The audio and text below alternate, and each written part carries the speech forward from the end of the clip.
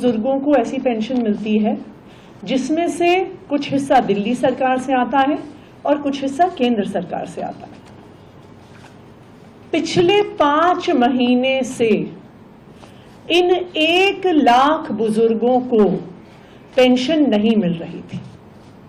इसलिए नहीं मिल रही थी क्योंकि जिन पेंशनों का हिस्सा केंद्र सरकार देती है, उन पेंशनों को भारतीय जनता पार्टी शासित केंद्र सरकार ने रोक रखा था। दिल्ली के बुजुर्ग बहुत परेशान थे। ये ऐसे बुजुर्ग हैं जो गरीब परिवारों से आते हैं। ये ऐसे बुजुर्ग हैं जिनके पास इस बुजुर्ग पेंशन के अलावा, इस वृद्धावस्था पेंशन के अलावा कोई भी आर्थिक साधन नहीं है। उनके पास अपनी देखरेख के लिए, उनके पास अपनी दवाइयों के लिए, उनके पास अपना घर चलाने के लिए भी पैसे नहीं थे।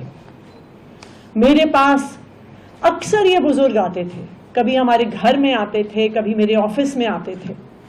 ये बुजुर्ग हमारे अलग अलग विधायकों के पास जाते थे। दिल्ली के ये 1 लाख बुजुर्ग पिछले 5 महीने से बहुत परेशान थे। इनको लग रहा था कि इनकी देखरेख करने वाला इनका बेटा अरविंद केजरीवाल जेल में है और इसी वजह से उनकी पेंशन रुक गई है और इसी वजह से उनके लिए लड़ने वाला कोई नहीं है, उनको पेंशन दिलवाने वाला कोई नहीं है। लेकिन मैं दिल्ली के इन 1 लाख बुजुर्गों को बताना चाहती हूं कि चाहे आपका बेटा अरविंद केजरीवाल जेल में है, लेकिन जेल में होने के बावजूद भी उनको दिन रात दिल्ली के बुजुर्गों की, जिनको वो अपना माता पिता मानते हैं, उनकी चिंता रही है। पिछले कुछ महीनों में मैं जब भी उनसे मिलने गई हूं तो उन्होंने एक चीज हर बार पूछी है कि बुजुर्गों की पेंशन आई कि नहीं आई। उन्होंने हर बार चिंता जताई है कि उनके माता पिता, दिल्ली के बुजुर्ग, दिल्ली के 1 लाख बुजुर्ग परेशान हैं और उनकी पेंशन नहीं आ रही है।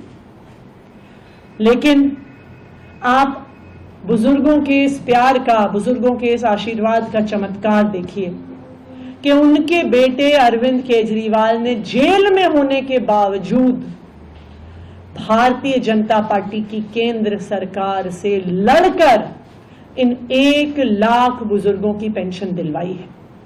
मैं इन 1 लाख बुजुर्गों को बधाई देना चाहती हूं कि जो पेंशन अप्रैल के महीने से रुक गई थी, वो 1 लाख बुजुर्गों की पेंशन अब आना शुरू हो गई है। कल से हमारे सोशल वेलफेयर डिपार्टमेंट ने इस पेंशन को 1 लाख बुजुर्गों के अकाउंट में क्रेडिट करना शुरू कर दिया है। कल तक तकरीबन 1 लाख में से 90,000 पेंशन्स का ट्रांसफर हो चुका है। तो आज से अगर बुजुर्ग अपना बैंक अकाउंट चेक करेंगे तो उनके अकाउंट में ये पैसा क्रेडिट हो गया होगा। तो जो भी उनके खर्चे हैं, जो वो नहीं कर पा रहे थे, जिसकी वजह से वो परेशान थे, अब वो अपने बैंक से पैसे निकाल के वो खर्चा कर सकते हैं। जो बचे हुए 10,000 पेंशनर्स हैं, 90,000 की कल शाम तक क्रेडिट हो गई थी। जो बाकी 10,000 पेंशन्स बची हुई हैं, वो आज दिन में सोशल वेलफेयर विभाग द्वारा दिल्ली के बुजुर्गों के बैंक अकाउंट में क्रेडिट कर दी जाएगी। डेली मीटिंग्स होल्ड कर रहे हैं with the resident doctors, students union, SYS के साथ, एंड कई कमिटीज फॉर्म कर रही हैं। इमीडिएटली इनके जो सेफ्टी कंसर्न्स को एड्रेस करने के लिए एक 4 मेंबर की कमेटी बनाई है सर ने, again under the chairmanship of dean academics, and then एक अनदर 15 मेंबर की एक कमेटी बनाई है जो इंटरनल कोलैबोरेटिव ये सिक्योरिटी ऑडिट करेंगे।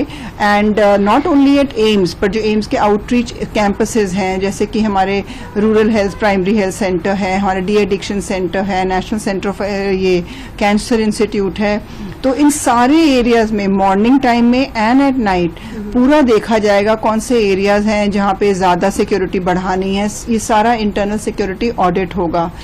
डायरेक्टर ने रीअश्योर किया है कि सभी डॉक्टर्स को कि उनकी सेफ्टी सिक्योरिटी को टॉप प्रायोरिटी दी जाएगी and all steps will be taken to see that they have a safe working environment. जो डॉक्टर्स ड्यूटी रूम है उनमें लॉक्स लगेंगे और वहां पे सिक्योरिटी गार्ड्स होंगे, तो इन सब चीजों का ध्यान दिया जाएगा। मैम, हियरिंग के दौरान कल दिनांक 23 अगस्त से उत्तर प्रदेश पुलिस की आरक्षी नागरिक पुलिस पदों के लिए सीधी भर्ती 2023 शुरू होने जा रही है। माननीय मुख्यमंत्री जी के प्रेरक नेतृत्व में और मार्गदर्शन में ये भर्ती 23, 24, 25 अगस्त, 30 और 31 अगस्त में की जाएगी। इस भर्ती में करीब 60,244 पद हैं। कुल 67 जिलों में 1174 परीक्षा केंद्र हैं। इन परीक्षा केंद्रों पर टोटल 16,514 कक्ष में ये परीक्षा आयोजित की जाएगी। प्रत्येक पाली में, प्रत्येक दिन 2 पालियों में परीक्षा होगी और करीब 33,200 इन्विजिलेटर नियुक्त किए गए हैं। इस पूरी परीक्षा में करीब 48,17,000 परीक्षार्थी भाग लेंगे और इसमें प्रत्येक दिन 2-2 शिफ्टों में लगभग 4,81,000 के आसपास अभ्यर्थी भाग लेंगे। कल दिनांक 23 तारीख को प्रथम पाली में 4,81,837 अभ्यर्थी भाग ले रहे हैं, जिसमें से 3,21,807 लोगों ने अपना एडमिट कार्ड डाउनलोड कर लिया है। इसी प्रकार से कल दूसरी शिफ्ट में 4,81,836 अभ्यर्थी भाग ले रहे हैं, जिसमें से 3,21,136 अभ्यर्थियों द्वारा उनका डाउनलोड किया जा चुका है, उनका जो आवेदन पत्र एडमिट कार्ड है। अभ्यर्थियों की सुविधा के लिए इस बार विशेष प्रबंध किए गए हैं। राज्य सरकार द्वारा निःशुल्क बस सेवा का प्रबंध किया गया है। यूपी रोडवेज में प्रत्येक परीक्षा केंद्र पर, प्रत्येक परीक्षा कक्ष में एक वॉल क्लॉक का प्रबंधन किया गया है, क्योंकि बोर्ड की नियमावली के अनुसार उनको घड़ी ले जाना या कोई डिजिटल इक्विपमेंट ले जाना मना है। तो परीक्षा में अपने 2 घंटे के कार्यकाल में 2 घंटे के पीरियड को अच्छे से वो टाइम मैनेजमेंट कर सके, इसके लिए बोर्ड के द्वारा प्रत्येक कक्ष में एक घड़ी वॉल क्लॉक दी गई है। रेलवे विभाग द्वारा भी विशेष प्रबंध किए जा रहे हैं। अभी मुझे कुछ लेटेस्ट जानकारी मिली है कि उन्होंने उसके लिए विशेष प्रबंध किए हैं। इसको हम अपने ट्विटर हैंडल पर जारी कर देंगे। राज्य सरकार के निर्देशों के अनुरूप परीक्षार्थियों की सुविधा के लिए अधिकांश परीक्षा केंद्र शहरी क्षेत्रों में ही हैं, उनको बहुत दूर जाने की आवश्यकता नहीं है। इसके अलावा कॉल सेंटर, हेल्पलाइन बनाई गई हैं। अभी तक इन कॉल सेंटर जो हमारी हेल्पलाइन है, जिनके नंबर हम पहले ही जारी कर चुके हैं आपके माध्यम से और हमारे ट्विटर हैंडल पर हैं, अभी तक करीब 12,000 कॉल्स आई हैं। इसी प्रकार से जो यूपीपीआरबी का जो मेल है और जो ट्विटर हैंडल है, उस पर भी लगातार हमको अभ्यर्थियों के फीडबैक प्राप्त हो रहे हैं। बोर्ड इन सभी फीडबैकों का सम्यक अध्ययन करता है और तत्काल रिस्पॉन्ड करता है और इसी प्रकार से कई सारे इश्यूज जो उनके थे उनको बोर्ड ने मानते हुए उसमें उनको रिजॉल्व किया और उनके पक्ष में निर्णय दिया। पूरे परीक्षा के लिए सुरक्षा के व्यापक प्रबंध किए गए हैं। माननीय मुख्यमंत्री जी की अध्यक्षता में कई बार इसमें मीटिंग में सुरक्षा की समीक्षा की गई है। इसमें जो हमारा आर्टिफिशियल इंटेलिजेंस का सिस्टम है, उसके माध्यम से करीब 20,500 संदिग्ध अभ्यर्थियों की पहचान की गई है। 500 अभ्यर्थियों की पहचान की गई है। अभी तक हमारे एक यहाँ पर specialised social media analysis team है। उस एनालिसिस के द्वारा करीब 11 टेलीग्राम चैनलों का पता लगाया गया है, जिनमें इस प्रकार की ठगी की जा रही थी कि वो ऐसा क्लेम कर रहे थे कि उनके पास परीक्षा के पर्चे उपलब्ध हैं और पैसे देकर के उनको खरीदा जा सकता है, 4,000, 5,000 इस तरह का। ऐसे 11 टेलीग्राम चैनलों और कतिपय व्यक्तियों के विरुद्ध कल दिनांक 22 तारीख को, आज प्रातः दिनांक 22 तारीख को भर्ती बोर्ड द्वारा एक मुकदमा पंजीकृत कराया गया है, जो कि बीएनएस की सुसंगत धाराओं में और जो परीक्षा अधिनियम अध्यादेश नया वाला आया है उसकी सुसंगत धाराओं में मुकदमा पंजीकृत कराया गया है। परीक्षा केंद्र में प्रत्येक कक्ष में परीक्षा को पारदर्शी बनाए रखने के लिए प्रत्येक 24 अभ्यर्थियों के ऊपर एक सीसीटीवी कैमरा का प्रबंध किया गया है। इस प्रकार से करीब 17,000 सीसीटीवी कैमरा लगाए गए हैं पूरे परीक्षा केंद्रों पर और इनका जिला स्तर पर और बोर्ड स्तर पर लगातार मॉनिटरिंग के लिए यहां पर कमांड एंड कंट्रोल सेंटर्स बनाए गए हैं, जिसमें जो सीसीटीवी की सारी गतिविधियां जो हैं वो देखी जाएंगी। इसी प्रकार से जो परीक्षा होगी सिर्फ सरकारी और अर्ध सरकारी केंद्रों पर ही होगी। ये भी सुरक्षा की दृष्टि से किया गया है। परीक्षा केंद्रों में क्या लाना है, क्या नहीं लाना है, क्या ले आना है, नहीं ले आना है, उसके बारे में प्रत्येक एडमिट कार्ड के पीछे विस्तृत निर्देश दिए गए हैं। मेरा अनुरोध है, बोर्ड का अनुरोध है सभी प्रत्याशियों से, सभी अभ्यर्थियों से कि वे कृपया उसका अक्षरशः पालन करें। पूरे परीक्षा के में व्यवस्थापन की दृष्टि से हमारे सभी जिलाधिकारी, वरिष्ठ पुलिस अधीक्षक, पुलिस कमिश्नर और सभी वरिष्ठ अधिकारी, आईजी एंड एडीजी इत्यादि इसमें लगे हुए हैं। इसमें करीब 2300 मजिस्ट्रेटों की नियुक्ति की गई है और करीब 25,000 पुलिस कर्मियों की नियुक्ति की गई है, जो परीक्षा के प्रत्येक दिन रह करके परीक्षा से संबंधित विभिन्न कार्यकलापों का संचालन करेंगे, सुरक्षा प्रदान करेंगे और कार्यवाही संपादित कराएंगे। मैं उपरोक्त परीक्षा में सभी अभ्यर्थियों को बोर्ड की तरफ से बहुत शुभकामनाएं देता हूं और मेरी उनके लिए शुभकामना है कि वे अच्छे से अच्छा प्रदर्शन करें और किसी भी प्रकार के झांसे में ना आते हुए अपनी परीक्षा में अपनी तैयारी के साथ आएं। धन्यवाद। मुरादाबाद मंडल में टोटल 69 एग्जामिनेशन सेंटर्स है। हमारा 5 जनपद में हो रही है और उस पे मुरादाबाद में सबसे ज्यादा सेंटर है, 26 सेंटर है। बाकी बिजनौर में 12 सेंटर, रामपुर में 13 सेंटर, अमरोहा और संभल में 9 सेंटर्स है। और उस पे एक पारी में लगभग 29,000 लोग एक पारी में एग्जाम लिखने के लिए आएंगे, परीक्षार्थी यहाँ कैंडिडेट्स आएंगे और उनके लिए पूरी तैयारी है। अभी हमने मंडल का सभी जनपद में निरीक्षण किया है, जाके वहां पे एग्जामिनेशन सेंटर्स का भी निरीक्षण किया है और पुलिस की तैयारी की भी रिव्यू किया, मीटिंग किया और पूरे एग्जामिनेशन सेंटर सीसीटीवी कैमरा की निगरानी में उसका मॉनिटरिंग डिस्ट्रिक्ट लेवल पर कंट्रोल रूम बनी है, उस पर लगातार मॉनिटरिंग होगी। और उसके अलावा और जो स्कूल के सेंटर्स के वहां पे भी हमने इस बार आइडेंटिफाई किया, वो भी सख्ती से हर चीज की वेरीफाई करके कराया। इसलिए इस बार बहुत कम सेंटर्स में एग्जामिनेशन हो रही है, वहां पे भी बहुत अच्छी तरीके से कराया और ड्यूटियां हर जगह लग चुका है। पूरा मंडल में टोटल 11 जोन बनी है और 32 सेक्टर बनी है। उस पर सभी हमारा पुलिस अधिकारी लोग, नोडल अधिकारी, हर जनपद में नोडल पुलिस अधिकारी बना है और सब इंस्पेक्टर लेवल पर हर सेंटर पर ड्यूटी लगी है। सबका अच्छी ट्रेनिंग पिछले बार इस बार हुआ है और उनका सबका कैसे एग्जाम कराना है उसका भी है, कैसे परीक्षार्थी की तलाशी करना है, हर चीज की निगरानी रखने के बारे में भी हम लोगों ने अच्छी तैयारी करा दिया। और साथ साथ इस बार लगातार पुलिस हर चीज का जो लखनऊ से जो ट्रेनिंग हुआ उसका अच्छी तरीके हम लोग तैयारी कर लिया। अभी रिहर्सल भी हो चुका है, ब्रीफिंग कर दिया पुलिस पर्सन के, जो ड्यूटी में लगाने वाला पर्सन का सबको ब्रीफिंग करा दिया हम लोगों ने। और जो ट्रैफिक व्यवस्था भी हमने ध्यान रखा इस बार, और जो लोग बाहर से आएंगे उनके स्मूथली आना जाने का भी, ट्रैफिक का भी ध्यान रखेंगे। और लोग परीक्षार्थी आएंगे उनसे हम लोग निवेदन करेंगे जो कि वहां पे जो एग्जामिनेशन सेंटर के पास आसपास कुछ ऐसे आप उन लोग को भ्रम करने के लिए भी कुछ लोग घूम सकते हैं, उनसे किसी की बात नहीं मानना चाहिए। आप अपने ऊपर विश्वास करके अच्छे एग्जाम लिखिए। हमारा पुलिस की पूरी तैयारी अच्छी है, उनको पूरी सुविधा हम दे देंगे, उनकी बात करेंगे। सीसीटीवी की निगरानी में हो रही है, कहीं दिक्कत नहीं होगी। और हम लोगों ने जो पुराना जो अपराधी इस तरह का जो साल वर्ष वगैरह है उनके भी पूरा सत्यापन किया। पूरे जनपद में कहाँ पुराना दूसरा परिचय में जो भी पकड़ा, साल वर्ष पकड़ा, वो किसी कंपटीशन एग्जाम में जेल गया हो, उनके खिलाफ भी उनके भी निगरानी कर रहे हैं हम लोग, उनका भी सत्यापन कराए, उनके ऊपर भी हम लोग मॉनिटरिंग करें। और लगातार हम पूरा सख्ती से इस बार एग्जाम फुल प्रूफ एग्जाम करने के लिए पूरी पुलिस तैयारी है। इंटेलिजेंस टीम्स भी एक्टिवेट, हमारा सभी टीम, हमारा इंटेलिजेंस टीम भी है, हमारा क्राइम टीम भी है, हर लोग ने प्लस हर लेवल पर हम लोग इसको काम कर रहे हैं। इस बार 100% फुल प्रूफ एग्जाम होगी। सर, जो एग्जाम में वेरिफिकेशन होगा उसमें आर्टिफिशियल इंटेलिजेंस की भी मदद ली जा रही है उनको वेरीफाई करने के लिए? हाँ, उसको तो हम लोग इस बार तो जो गाइडलाइंस मिली है एज पर गवर्नमेंट आर्डर है प्लस भर्ती बोर्ड का आर्डर, उसके अनुसार हम लोग आधार कार्ड का वेरिफिकेशन होगा, सब चीज होगा, सब ऑनलाइन वेरिफिकेशन होगी, हर चीज उनके फोटोज वगैरह, बायोमेट्रिक आइडेंटिफिकेशन होगा, वेरिफिकेशन होगा, सब चीज वेरीफाई करने के बाद एग्जामिनेशन के अंदर हाल पे जाएंगे लोग।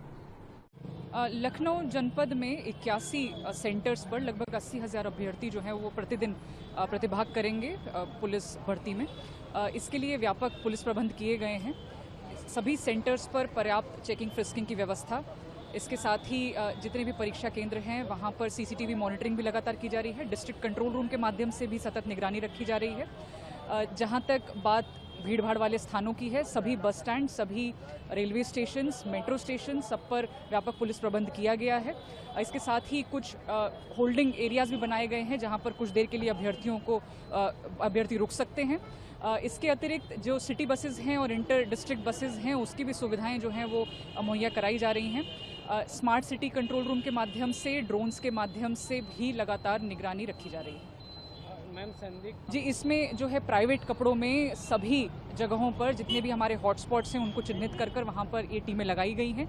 इसके साथ ही जो भी हमारे पास इंटेलिजेंस इनपुट्स हैं उसके हिसाब से लगातार दबिश भी जारी है। पार्क में वैसे तो मैं सुबह घर से निकल के लिए वॉक के लिए आया था, लेकिन चलते चलते कई सारी चीजें ध्यान में आई। मुझे आनंद है कि फॉरेस्ट के ऑफिशियल्स भी आ गए और हमने बड़े विस्तार से इस पूरे क्षेत्र के भविष्य के विकास की चर्चा की। क्या क्या योजनाएं चल रही हैं, उसके लिए समयबद्ध तरीके से कैसे उसको आगे बढ़ाया जा सकता है। मुंबई में पानी की समस्या वर्षों से चल रही है। यहाँ पे तुलसी लेक है, विहार लेक है और इन लेक्स का पानी ही मुंबई में अधिकांश सेवा देता है। मैंने अधिकारियों से कहा है कि बीएमसी और फॉरेस्ट ऑफिशियल्स मिलके इस पानी का पूरा इंस्पेक्शन करें, स्टडी करवाएं और सिल्टिंग का जो वर्षों में पानी में नीचे सिल्टिंग हुई होगी जिसके कारण कैरिंग कैपेसिटी लेक की कम हुई होगी, उस पे विशेषकर ध्यान देके योजना बनाई जाए कि सिल्ट निकाल के दोनों लेक्स की कैरिंग कैपेसिटी बढ़ाई जाए और उससे इस समस्या का समाधान हो सकता है मुंबई वासियों के लिए, मुंबई करों के लिए। साथ ही साथ क्षेत्र में काफी पानी जो बरसता है बारिश में वो बह जाता है पार्क के बाहर। हमने चर्चा की है कि कुछ स्पॉट्स आइडेंटिफाई करके वाटर कंजर्व किया जाए, जिससे जो पानी यहाँ बरसता है वो इसी प्रांगण में 106 एकड़ का 106 स्क्वायर किलोमीटर का प्रांगण है, इसमें वो पानी संभल के रहे, थोड़े और अमृत सरोवर बने यहाँ और यहाँ पे आने वाले पर्यटकों को और फायदा हो सके। लगभग 20 लाख लोग सालाना यहाँ पे आते हैं, उनकी सेवा में और उनको यहाँ का जो अनुभव है वो और अधिक रोमांचक बनाने के लिए आज कई सारे और प्रकल्प के ऊपर चर्चा हुई है। आगे आने वाले दिनों में इस पे हम तेजी से, प्रधानमंत्री मोदी जी कहते ही हैं तीसरी टर्म में 3 गुना तेजी से काम होना है, 3 गुना बड़ा काम होना है, ज्यादा काम होना है और 3 गुना लोगों की सेवा ज्यादा करनी। उसी हेतु आज काफी सारी चर्चाएं हुई हैं। आगे आने वाले दिनों में मैं यहाँ लगातार आते रहूंगा और इसका कायाकल्प आप अवश्य देखें। केवल भर्ती की आज एग्जाम शुरू हो गया है, क्या तैयारी है, सुरक्षा के क्या इंतजाम किए गए हैं? देखिए, आज ये इस परीक्षा का पहला दिन है और पहली पाली का एग्ज़ाम शुरू हो चुका है 10 बजे। तो बहुत बड़ी और बहुत महत्वपूर्ण परीक्षा है। इसके सुरक्षा के लिए, इसकी मॉनिटरिंग के लिए पर्याप्त व्यवस्थाएं की गई हैं। ये उत्तर प्रदेश के सभी जिलों में परीक्षा चल रही है। भर्ती बोर्ड की तरफ से जो निर्देश जारी किए गए थे उनका अनुपालन करते हुए सारे सेंटर्स पे हम लोगों ने फोर्स का व्यवस्थापन किया है। बड़े सेंटर्स पे एसीपी लेवल के अधिकारी भी लगे हुए हैं। साथ ही साथ जो लॉ एंड ऑर्डर के लिए जो डीसीपी से लेके एसीपी सभी लोग फील्ड में हैं। हम लोगों के द्वारा भी जो है लगातार भ्रमण किया जा रहा है। एक खास बात यह है कि इनमें इलेक्ट्रॉनिक सर्विलेंस के माध्यम से हम लोग लगातार कंट्रोल रूम के माध्यम से प्रत्येक सेंटर पर नज़र रखे हुए हैं, चाहे वो कक्ष हो अंदर, चाहे वो कक्ष के बाहर का चीज़ें हों, सारी चीज़ें यहाँ उनकी रिकॉर्डिंग हो रही है, उनको लगातार देखा जा रहा है ताकि कोई गड़बड़ी फैला ना सके। सर, आपने अभी निरीक्षण किया है, किस तरह से पूरे इसे उसको हैंडल किया जा रहा है और साथ ही जो भ्रम फैलाने वाली खबरें आती हैं उससे बचने के लिए, उसके डैमेज कंट्रोल के लिए क्या किया जा रहा है? देखिए, इस बार की जो व्यवस्था है बहुत प्रोफेशनली हैंडल की जा रही है। इसमें काफ़ी बड़ी एजेंसीज को भी लगाया गया है भर्ती बोर्ड के द्वारा। उनको सप्लीमेंट करने के लिए जो लोकल पुलिस एडमिनिस्ट्रेशन है वो सब लोग हम लोग लगे हुए हैं इसमें। जहाँ तक ट्विटर हैंडल और टेलीग्राम की बात है, ये मैं बार बार कहता भी रहा हूँ कि इसका भी लगातार मॉनिटरिंग हो रही है। उसी मॉनिटरिंग का असर है कि कल हम लोगों ने कुछ ट्विटर एक्स हैंडल और टेलीग्राम हैंडल्स पे जो है के खिलाफ जो है FIR भी दर्ज की है और इसमें लगातार ये कार्रवाई होती रहेगी। लोगों को चिन्हित करके उनके खिलाफ कार्रवाई भी होगी। मेरी अपील सभी से ये है कि इस तरह की भ्रामक सूचना पे ना जाए, क्योंकि बहुत अच्छी परीक्षा इस बार ये कराई जा रही है, बहुत ईमानदारी से कराई जा रही है, ताकि जो गरीब, जो बेचारे पढ़ने लिखने वाले बच्चे, ईमानदार बच्चे हैं, उनका चयन हो सके और किसी भी तरीके से जो सॉल्वर टाइप के लोग हैं, जो भ्रम फैलाने वाले लोग हैं, उनके झांसे में ना आए। देश में 60 लाख से ज़्यादा बच्चे लगभग 10 पालियों में परीक्षा देंगे। अभी तक जो हम लोगों के पास कंफर्म सूचना है उसके हिसाब से 48 लाख बच्चों ने के इस परीक्षा में शामिल होने के बारे में ज्ञात हुआ है और प्रदेश के 67 जनपदों में ये परीक्षाएं 5 दिनों में 2-2 पालियों में संपन्न होगी। आज प्रथम पाली की परीक्षा चल रही है। सभी जगह शुचितापूर्ण तरीके से परीक्षाएं प्रारंभ होकर सकुशल तरीके से चल रही हैं। सभी जगह हमारे मजिस्ट्रेट, हमारे पुलिस के अधिकारी लगातार भ्रमणशील हैं। ये पूरी परीक्षा एक लंबी प्रक्रिया के तहत की जा रही है और इसमें बहुत सारे स्टेप्स होते हैं, जैसे प्रश्न पत्र का भंडारण, फिर वहाँ से सेंटर पे पहुँचाना, यहाँ बच्चों को का आधार प्रमाणित करना और उसके बाद से सुचारू रूप से परीक्षा कराना। तो इस बार ऐसी व्यवस्था की गई थी कि किसी को कोई असुविधा नहीं हुई। शासन स्तर से और सभी अधिकारियों के स्तर से बार बार जिले के अधिकारियों को सभी चीज़ें बताई भी गई, ट्रेनिंग भी दी गई। उस कारण से ही परीक्षाएं बहुत ही शांतिपूर्ण तरीके से चल रही हैं। बाहर के प्रदेशों से भी बच्चे आए हैं, वो भी परीक्षाएं दे रहे हैं और शासन तथा विभाग शुचितापूर्ण तरीके से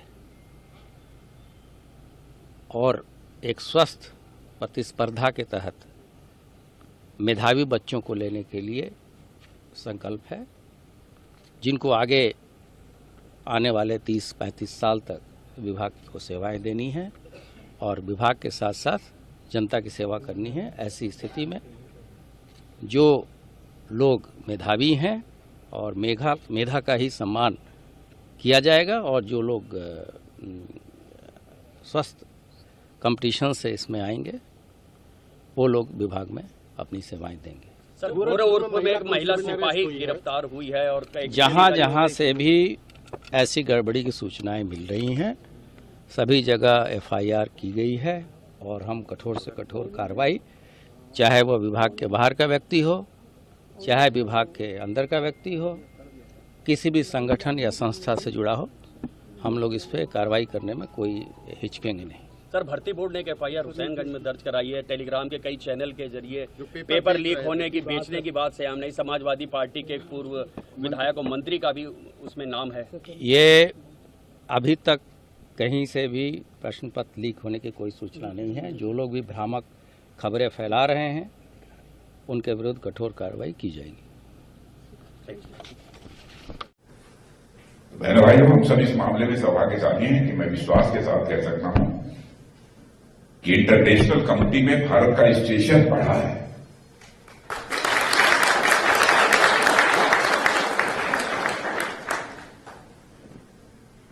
पहले इंटरनेशनल फोरम पर भारत की बातों को जिस गंभीरतापूर्वक लिया जाना चाहिए नहीं लिया जाता था, लेकिन आज इंटरनेशनल फोरम पर भारत कुछ बोलता है, सारी दुनिया कान खोलकर सुनती है भारत बोल क्या है।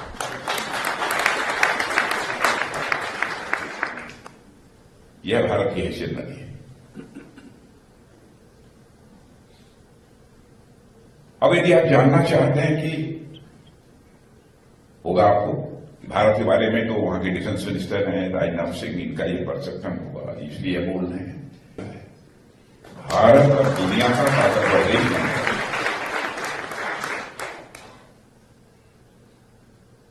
इकॉनमी का जहां तक सवाल है,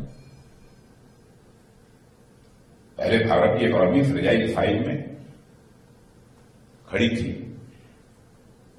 आज हम फेबुलस 5 में आकर खड़े हो गए।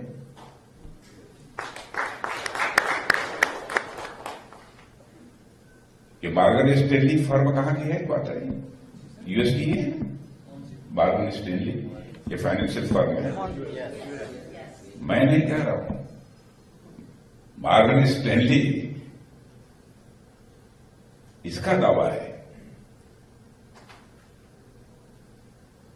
कि 2027 आते आते भारत को की इकॉनमी को दुनिया की टॉप 3 कंट्रीज में आने से कोई रोक नहीं सकता। टॉप 3 इकॉनमी में आता है, ये उन्होंने कहा है। तो आप ये समझ लीजिए कि भारत क्या स्थिति है। और इसमें Bharat one of the fastest growing major economy है।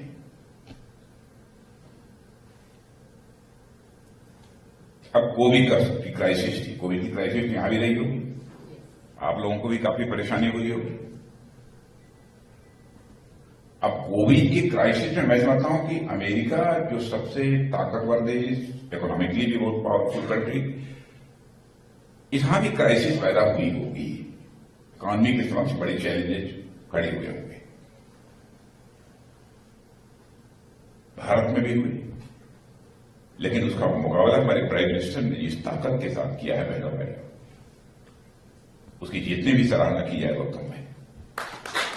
भारत की इकॉनमी पर कोविड की क्राइसिस का जो एडवर्स इंपैक्ट होना चाहिए वो नहीं होने दिया। नहीं, जैसा कि आप सब जानते हैं कि आज से ठीक 1 वर्ष पूर्व चंद्रयान 3 भारत के मिशन ने इतिहास रचा था और दुनिया को चकाचौंध कर दिया था। और हालांकि हमारे इसरो की स्थापना मुश्किल से 50 वर्ष पूर्व हुई सन 1969 में, जबकि अमेरिका ने पहला मानव चांद की धरती पर उतारा था, नील आर्मस्ट्रांग। लेकिन उसके बावजूद हमारे वैज्ञानिकों की प्रतिभा और उनकी योग्यता, उनकी प्रतिबद्धता, उनके परिश्रम का कमाल है कि साउथ पोल पर पहुंचने वाले मिशन हिंदुस्तान का था। और मैं ये कहूंगा कि इसकी सबसे अधिक यदि श्रेय जाता है तो प्रधानमंत्री मोदी जी को। 60-70 वर्ष तक हमारा अंतरिक्ष का क्षेत्र साधनों के अभाव तले काम करता रहा। मोदी जी ने क्रांतिकारी निर्णय लेते हुए इसको उन बंदिशों से आजाद किया, पब्लिक प्राइवेट पार्टिसिपेशन की अनुमति दी और उसके प्रमाण आपके सामने हैं। देखते ही देखते 3-4 वर्ष के भीतर जहां 1-2 स्टार्टअप्स हुआ करते थे स्पेस सेक्टर में, आज बढ़कर के उनकी संख्या लगभग 300 हो गई। मात्र 7-8 महीने में 1 अप्रैल से लेकर के 31 दिसंबर 2023 में 1000 करोड़ रुपए से अधिक प्राइवेट वहां निवेश हुआ। और कुछ एक हमारे ऐसे स्टार्टअप्स हैं जो विश्व स्तर के हैं। और जिस प्रकार से रिसोर्सेज के अभाव की पूर्ति हुई है, नॉलेज वाइज भी, फाइनेंशियली भी, उसका ये परिणाम है कि आज भारत स्पेस के सेक्टर पर प्रथम श्रेणी में आकर के खड़ा हुआ है दुनिया के देशों में। और साथ ही साथ जो अन्य क्षेत्र हैं सेक्टोरल से भारत में, उसमें भी ये साबित कर दिया कि किस प्रकार स्पेस टेक्नोलॉजी का उपयोग किया जा सकता है, चाहे वो स्वास्थ्य सेवाएं हो, चाहे वो कृषि का क्षेत्र हो, चाहे वो क्लाइमेट हो, चाहे डिजास्टर मैनेजमेंट हो, चाहे स्मार्ट सिटीज हो, चाहे हाईवे निर्माण हो, चाहे रेलवे लाइनों की रक्षा सुरक्षा का विषय हो। जो हमारा सामान्य बजट था वो बजट ठीक प्रकार से धरातल पर उतरे और गरीब की चिंता इसमें की गई है, युवाओं के कौशल के लिए, युवाओं को आगे बढ़ाने के लिए, और हमारी मातृशक्ति और हमारा अन्नदाता किसान, जिनको प्रमुखता से रखा है। और इस बजट में चूंकि जो हमारा सामान्य बजट आया था, उस बजट में हमने जो हमारा ब्याज है जो हम कम से कम लें, और जो केंद्र की योजनाएं हैं, ईईपी की योजनाएं हैं, नाबार्ड की योजना है, जिसमें मिनिमम हमको जो है ब्याज की राशि देनी पड़ती है, उन योजनाओं को अधिक से अधिक लेने का प्रावधान किया गया है। साथ ही जो राज्य की हमारी परिसंपत्तियां हैं, वो परिसंपत्तियां भी हमारी ठीक प्रकार से सुरक्षित रहें और भविष्य के लिए जो हमारी आने वाली पीढ़ी है, हमारा प्रदेश है, उसको हम एक अच्छा परिवेश देकर जाएं, आर्थिक रूप से भी और व्यवहारिक रूप से भी और अवस्थापना के रूप में भी। तो इस बजट में इस जो हमारा अनुपूरक है उसमें जो सामान्य बजट है उसी की पूर्ति को करने के लिए ये बजट हमने जो है ये किया गया है। और गैरसैंण को लेकर आपने अधिकारियों से विस्तृत बात की है, कुछ ऐसा प्लान सरकार बना रही है क्या भविष्य में हम लोग यहाँ अधिकारी बैठाने से लेकर बड़े सत्र करने जा रहे हैं? देखिए, निश्चित रूप से आगे चलकर हम चूंकि यहाँ पर एक बड़ा हमारा विधान भवन भी है और हमारा ग्रीष्मकालीन राजधानी भी है, उसी के अनुरूप इसका डेवलपमेंट हो। यहाँ पर गैरसैंण विकास परिषद है, उसकी धनराशि भी अभी अवमुक्त की गई है। दीवाल बनाने से लेकर यहाँ पर भराड़ी देवी का जो हमारा मंदिर था पहले दिनों में, उस मंदिर को और अच्छे रूप में बनाकर यहाँ के लोगों से बात करके, साथ में यहाँ पर रुकने की बड़ी समस्या है। पत्रकार गणों के लिए जो है यहाँ पर भवन नहीं है, एक पत्रकारों के लिए भवन बनाया जाएगा, इसकी मैंने घोषणा कर दी है और उसका काम तत्काल प्रारंभ होगा। और साथ ही जो है पुलिस के लोगों के लिए यहाँ पर बैरिक इत्यादि बन रहे हैं। अन्य भी जो लोग यहाँ पर आते हैं उनको किसी प्रकार की असुविधा न हो, यहाँ पर अधिकारियों का ठीक प्रकार से बैठे, यहाँ पर स्वास्थ्य की सेवाएं और अच्छी हों। चूंकि ये ग्रीष्मकालीन राजधानी है तो यहाँ से लेकर नीचे तक अच्छा लोगों को स्वास्थ्य के क्षेत्र में ट्रीटमेंट मिले, अन्य चीजें भी उनको यहाँ पर सुनवाई हो, उस सब दिशा में अधिकारियों से हम लोग जो है आगे वार्ता करके इसका हम समाधान करेंगे। सर का एक रिपोर्ट बताती है कि 2021-22 के बाद जो राज्य पर उधार था वो कम हुआ है लोन लेने की प्रक्रिया, तो क्या इसको बेहतर वित्तीय प्रबंधन के रूप में देख रहे हैं? देखिए, हमने ये प्रयास किया है कि हर क्षेत्र में मितव्ययता को बढ़ाया जाए और राजस्व को बढ़ाया जाए। उसी का परिणाम है कि बहुत सारे सेक्टर, चाहे रेवेन्यू का सेक्टर हो, चाहे वो खनन का सेक्टर हो या स्टाम्प ड्यूटी का सेक्टर हो, उस सब में हमारा रेवेन्यू बढ़ के आया है। और हमने हमको जो धनराशि चुकानी है, जो हमने पहले ऋण के रूप में ले रखा है, वो धनराशि भी हम दुगने से ज्यादा चुका रहे हैं। आपदा के मुद्दे पर सर कांग्रेस आज 310 में चर्चा की मांग कर रही है, आप इसे कैसे देखते हैं? नहीं, देखिए, आपदा में सरकार ने और हमारे सभी जनप्रतिनिधियों ने, सब लोगों ने, जिला प्रशासन और भारत सरकार की एजेंसियों ने, सबने मिलकर, राज्य सरकार की एजेंसियों ने बेहतर काम किया है। और लोगों ने 2013 की आपदा भी देखी थी, उस समय किस प्रकार से काम हुआ था और आज किस प्रकार से काम हो रहा है। कटीले तारों का इस्तेमाल इस बार किया गया आप लोगों को रोकने के लिए?